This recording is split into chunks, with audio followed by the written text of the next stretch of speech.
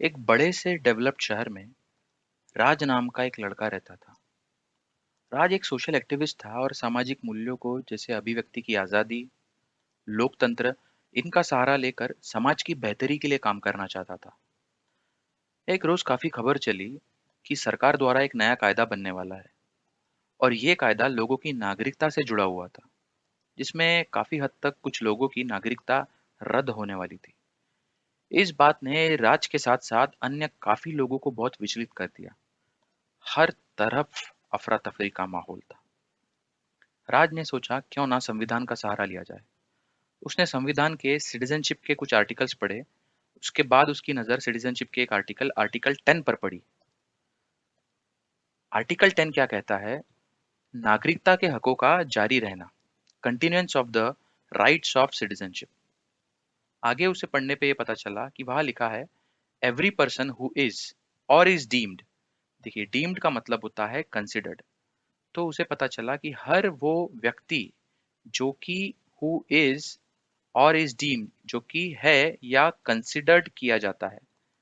Considered यानी consider किया जाता है क्या? Citizen of India under any of the foregoing provisions. Foregoing का मतलब होता है ऑलरेडी मेंशन्ड, यानी जो पहले मेंशन्ड किए गए हैं। फोर यानी पहले होता है, हमेशा जब भी फोर आया उसका मतलब होता है पहले। तो फोर गोइंग यानी ऑलरेडी मेंशन्ड क्या? तो प्रोविजंस ऑफ दिस पार्ट। देखिए, ये आर्टिकल 10 जो है ये पार्ट 2 में है। तो पार्ट 2 में मेनली सारी चीजें जो है, सारे प्रावधान यानी कि प्रोविजंस सिटीजनशिप को लेके है।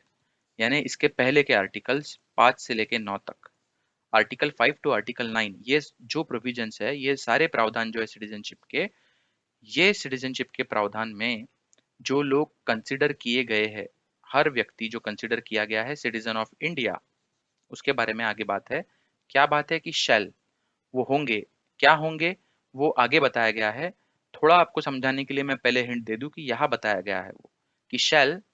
देखिए, इसके बारे में है ना, कंटिन्यूएंस के बारे में, तो शैल कंटिन्यू होगा यहाँ लिखा हुआ। ठीक है, तो continue, shall continue to be citizen, ऐसा यहाँ पे बताया गया है। लेकिन अब इस बात को समझना जरूरी है। ये पहले इसलिए बता दे रहा हूं मैं आपको, क्योंकि आपको लिंक समझे। हर पर्सन कंटिन्यू करेगा सिटीजन होना। अब देखिए, बीच में यहाँ पे लेकिन एक इम्पोर्टेंट लिखा हुआ है। इम्पोर्टेंट क्या लिखा हुआ है? कि हर पर्सन जो कि नागरिक कंसिडर किया गया है पहले के प्रोविजन से, subject to the provisions of any law that may be made by parliament. Any law that may be made by parliament, इसके बारे में क्या लिखा है? सब्जेक्ट टू उनके प्रोविजंस, यानी पार्लियामेंट द्वारा बनाए जाने वाले जो भी अगर कायदे होंगे, may be made by parliament, जो भी पार्लियामेंट कायदा आगे बनाएगा उनके प्रोविजंस के अधीन रह के। सब्जेक्ट टू यानी उसके अधीन रह के, अधीन रह के मतलब उनके कंडीशंस के अंदर रहते हुए।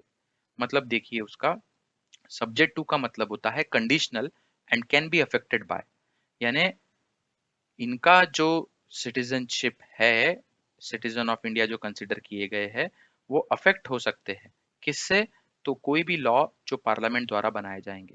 ठीक है, तो subject to this, subject to the law made by parliament, continue to be such citizen, यानी ये पर्सन सारे जो कि पहले के प्रावधानों में, एवरी पर्सन जो पहले के प्रावधानों में सिटीजन ऑफ इंडिया कंसिडर किए गए हैं, पहले के प्रावधानों में, वो कंटिन्यू तो करेंगे, लेकिन सब्जेक्ट टू, कंटिन्यू क्या करेंगे? वो एज ए सिटीजन कंटिन्यू करेंगे वो हर व्यक्ति, लेकिन subject to the provisions, parliament द्वारा बनाए गए कायदे के, made by parliament, any law that may be made by parliament, parliament द्वारा बनाए गए कायदे के अधीन रह के। ठीक है, उनके प्रोविजंस के कंडीशन में रहते हुए, यानी ऐसा कोई कायदा वो बना सकते हैं पार्लियामेंट, पार्लियामेंट द्वारा ऐसा कोई कायदा बनाया जा सकता है जो कि सिटीजनशिप को उनके रद्द कर दे। यानी ये इंपॉर्टेंट बात थी, यहाँ पे आर्टिकल 10 में बताया गया है कि पार्लियामेंट में वो पावर है, पार्लियामेंट जो है वो ऐसा कायदा बना सकती है, ठीक है, जो कि अफेक्ट कर सके किसको? तो सिटीजनशिप को, लोगों की सिटीजनशिप को।